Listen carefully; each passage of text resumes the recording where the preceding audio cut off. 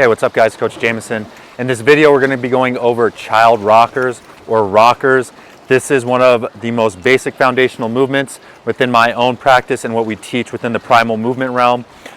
This movement is really good for, again, accessing the back chain. We talk a lot about being in that front chain, banana posture, hips forward. So this is one way we start inputting into the system to get those hips back, to pressurize and engage the glutes. This is also decompresses for that low back, great for the hips, as well as soothing for the central nervous system. We're getting back onto the ground, onto all sixes, knees, feet, hands. This brings us back almost like a childlike state. So like I said, very soothing for the central nervous system, along with all those other benefits. So let's start.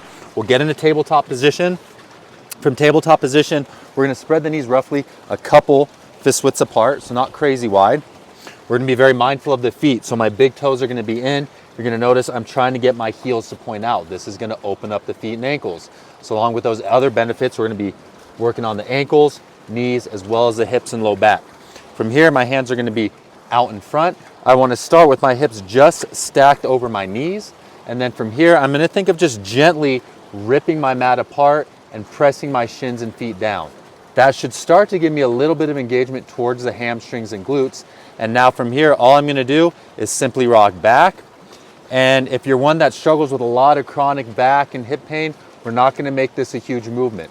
We're just gonna start rocking back. If for some reason you're getting a lot of tension and you're feeling the quads, maybe some pinching in the hips, we can elevate the hands onto a higher surface. Bench, blocks, couch, coffee table, whatever.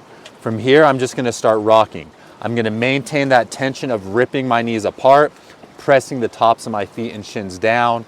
And again, that's giving me some activation in this back space. The other thing I want you to notice is my eyes and chest are up. I'm not in a slouch position looking down. My tailbone's not tucking. I want to make sure my tailbone is up to the sky. I'm not hyperextending and causing more compression. I'm just finding a nice neutral position and rocking back and forth, being mindful as I rock back, I'm not tucking either, because this is going to be a very common thing. So I want the butt to stay up, eyes up, chest up, and then we're gonna rock. This is how simple this movement is. I want you to focus on getting multiple sets in a day, anywhere from 3 to 5 minutes. The more you do this, the more you're gonna get out of it. It seems very simple, and it is. It's very hard to do this position wrong. Again, you have all the cues, knees a couple fist widths apart. You can play with the width in terms of what feels best in your body. Heels working out, tops of the feet and shins down, ripping my knees apart. And I can do this for a few minutes and I can immediately tap into my glutes and hamstrings. Again, this is decompressing the spine. It's working that back chain.